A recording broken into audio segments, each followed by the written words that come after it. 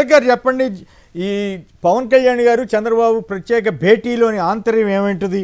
జగన్ కుట్రలపై జనంలో కంట వీళ్ళు కుట్రలు చేస్తున్నారా? జగన్ పాపం ఆయన రోడ్డు మీద జనంతో తిరుగుతూ ఉంటే ఆయన కుట్రలు చేస్తున్నట్లా?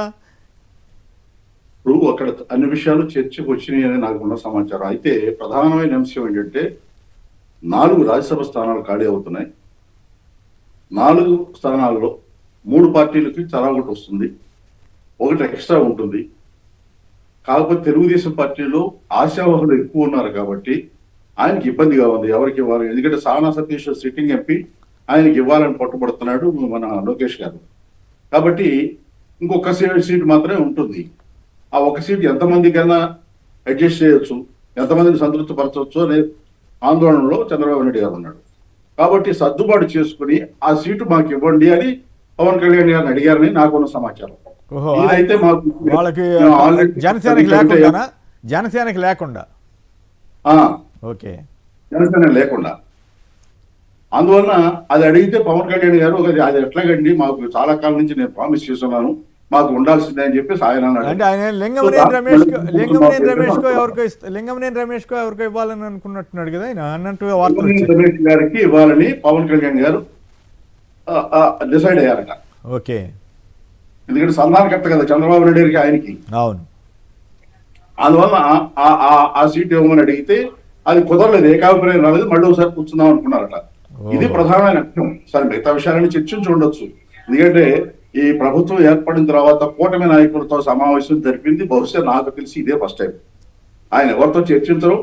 ఇది తెలుగుదేశం ప్రభుత్వం, ఇంకా గట్టిగా మాట్లాడండి చంద్రబాబు నాయుడు కుటుంబ ప్రభుత్వం, అంతే తప్ప బీజేపీ వాడతాను జనసేన వాడతాను చర్చించి నిర్ణయాలు తీసుకున్న దాఖలాలు లేవు. ఇది రాజకీయపరమైనటువంటి చర్చ, ప్రభుత్వానికి సంబంధం లేనిది. పైకి మాత్రం ఆ కలరిస్తారు, లేదు జగన్ గారికి ఈ కేసు ఇవన్నీ ఎట్లా ఎదుర్కోవాలి చర్చించారు అనేది చెప్తారు, అంతే తప్ప ఇది ప్రధానమైన అంశం అదేనని నాకున్న సమాచారం. రైట్. అంటే మీరు కాదుగా ఎల్లో మీడియా రాసిన తీరు మీరు చూసుంటారు కదా, ఎంత దారుణంగా వక్రీకరించడం కానీ ఇవన్నీ చూస్తే మీకు ఏమనిపిస్తోంది?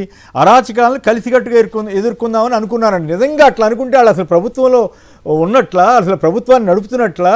ఓ పక్క అరాచకాలు చేస్తుంది ఎవరు, ఇళ్ళు దాడి చేసింది ఎవరు, తగలబెట్టింది ఎవరు?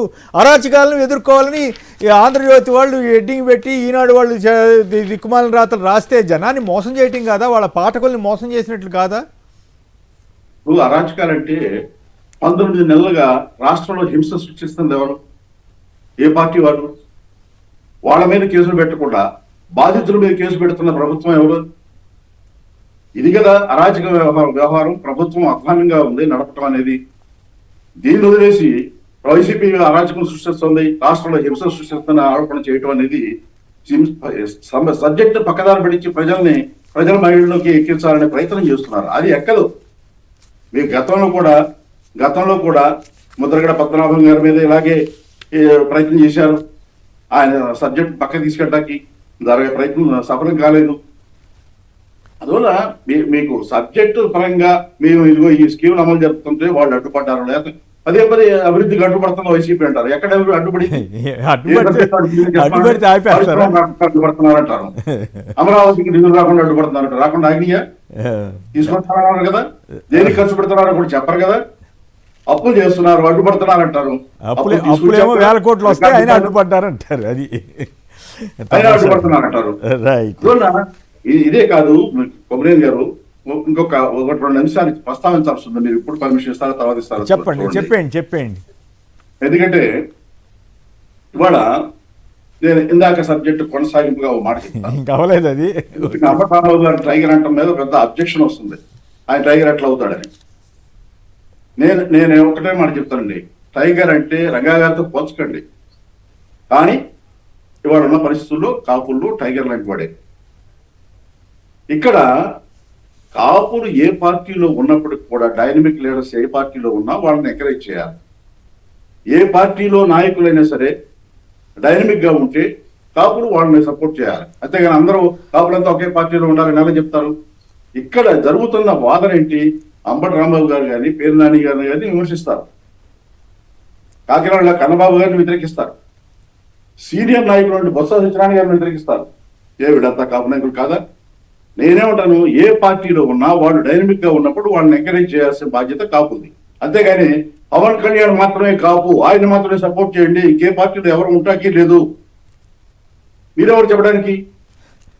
ఓకే. అది కాపు అభివృద్ధికి ఎట్లా తోడ్పడుతుంది? కాబట్టి వైసీపీలో కూడా వీళ్ళు, తెలుగుదేశం పార్టీలో కొంతమంది ఉన్నారు, వాళ్ళని కూడా మనం చెప్పుకోవాలి, వాళ్ళని ఎంకరేజ్ చేయాలి. రైట్. ఉండాలి తప్ప ఇప్పుడు ఇవాళ గుంటూరు జిల్లాలో నేను ఇద్దరు పేర్లు చెప్పాను, కన్నా లక్ష్మణ్ గారు, అంబటి రాంబాబు, టైగర్స్ అని. అక్కడ మేధావి ఉన్నాడు ఉమారెడ్డి వెంకటేశ్వర గారు, మరి తెలుగుదేశం పార్టీలో ఎంత అవమానించారు. చందు సాంబశివరావు నాసాలో పనిచేసినటువంటి సైంటిస్ట్, మేధావి, ఆయన సర్వీస్ ఉపయోగించుకున్నారా? అందువల్ల ఏ పార్టీలో ఉన్నా కాపుని ఎంకరేజ్ రైట్, చేయాలి. అది వేరే చర్చ అనుకోండి. ఇప్పుడు ఇది రాజకీయాలకు సంబంధించిన అంశం కదా, కాపు కులం, కాపు కులానికి సంబంధించిన అంశం మీద చర్చ నడపచ్చు తర్వాత ఇప్పుడు. కేసర్ గారు, ఓకే, ఇవాళ జగన్మోహన్ రెడ్డి గారు ఆ మాట అనకపోతే ఈ చర్చ వచ్చేది కాదు. అచ్చా. జగన్మోహన్ రెడ్డి గారు తప్పుడుతున్నారు. ఎవరు తప్పట్టేది? ఎవరు? తెలుగుదేశం వాళ్ళు, జనసేన వాళ్ళే కదా. ఎవరు తప్పుపడతారు? వాళ్ళే కదా. మిగతా వాళ్ళు ఎందుకు పడతారు? క్లారిఫికేషన్ రావాలంటున్నా. అదే, ఓకే, ఆల్రెడీ చెప్తానండి. ఇవాళ పోలీస్ బుక్ వచ్చింది, ఇవాళ పోలీస్ బుక్, రెడ్ బుక్, ఇవాళ రెడ్ బుక్. అవును. తెలుగుదేశం పార్టీ ఎప్పుడు అధికారంలో ఉన్న పోలీసులను ఉపయోగించుకుని అణచివేత, దాడులు, కేసులు, హింస, వేధింపులు ఇవన్నీ సహజంగా జరుగుతున్నాయి. ఇది ఇప్పుడే కాదు. మీకు తెలుగుదేశం పార్టీ ఆవిర్భవించిన మొదటి నుంచి వంగవీటి మోహన్ గారు ఏం చేశాడని ఆయన మీద కేసులు పెట్టారండి. 3 పాయింట్లు.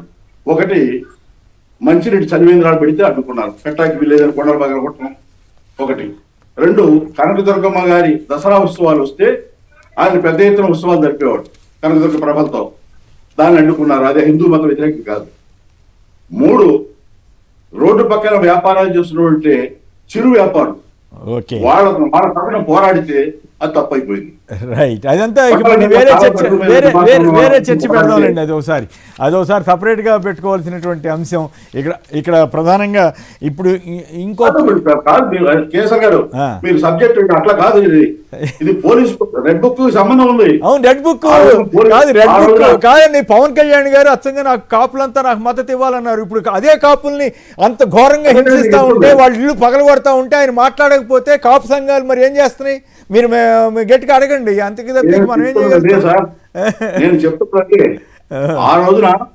ఆ రోజున రంగాన్ని అడ్డుకోవడం కోసం పోలీస్ బిల్ తీసుకొచ్చారు. పోలీస్ బిల్లు ఏముంది, ఇట్లా క్లాసులే ఉన్నాయి.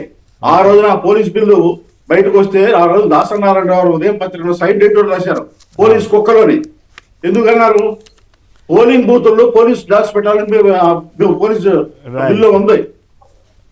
అలాగే ఇవాళ రెడ్ బుక్ తీసుకొచ్చి ఇష్టారాజ్యంగా చేస్తున్నారు. ఆ రోజున పోలీస్ బిల్లు, ఈ రోజు రెడ్ బుక్. అందువల్ల ఈ హింస అనేది ఇవాళ కాదు, వాళ్ళకి తెలుగుదేశం పార్టీ అధికారంలో ఉన్న ప్రతిసారి జరుగుతుంది. అధికారంలో ఉన్నప్పుడే కాదు, ప్రతిపక్షంలో ఉన్నప్పుడు కూడా పరిటాల రవి గారి హత్య జరిగినప్పుడు బస్సులన్నీ తగలబెట్టించింది ఎవరు అని అవన్నీ గుర్తు చేస్తే చాలా ఎగ్జాంపుల్స్ ఉన్నాయిలే, కానీ అవన్నీ ఇప్పుడు వద్దులేండి. రైట్. ఏపీలో జంగిల్ రాజ్పై ఫ్యాక్ట్ కమిటీ, ఈ జాతీయ హ్యూమన్ రైట్స్ కమిషన్, జాతీయ మానవ హక్కుల సంఘం వాళ్ళు గుర్తించారు అక్కడ ఏపీలో ఉన్న పరిస్థితి మీద. నిందితులను రోడ్లపై ఎలా పెరేడ్ చేయిస్తారు? నేర నిరూపణ అయ్యే వరకు నిందితులు నిరపరాధులే కదా ప్రశ్నించిన హైకోర్టు. సో వీటి మీద చర్చలోకి వెళ్దాం.